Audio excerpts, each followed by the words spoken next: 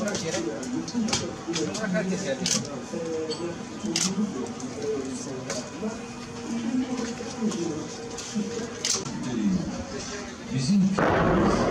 Bir tane daha atın, bir tane daha atın.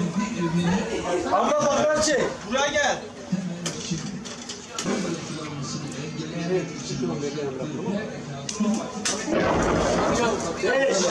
Aynı yere. Aynı yere vurdu. Abi her türlü bu kamera burada ki.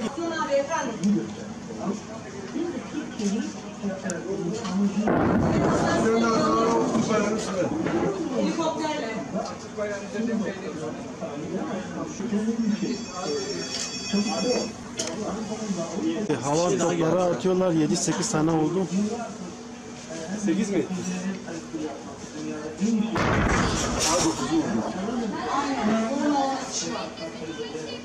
Şeyler kayıtta mı?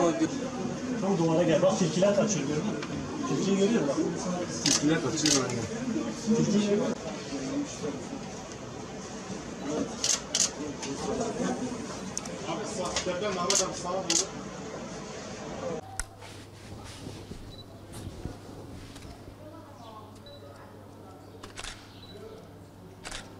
Sınıra yakın olan evlerimiz bir an evvel devlet tarafından istimlak etmesini istiyoruz. Çünkü can güvenliğimiz yok orada. Sınıra yakın bugün evler hepsi 200 metre, 100 metredir. Oradan gelen kurşunlar direkt bizim evlere yani değiyor. O yüzden çoluk çocuklarımıza yani can güvenliğimiz yok. Bunu devletten istiyoruz ki bir an evvel istimlak edilmesini istiyoruz bu evlerimiz.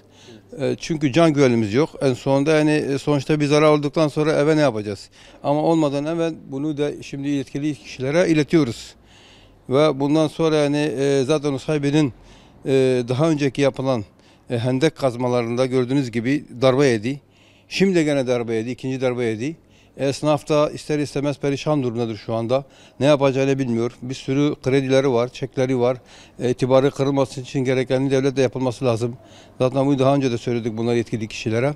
Şimdi gene sesleniyoruz onlara.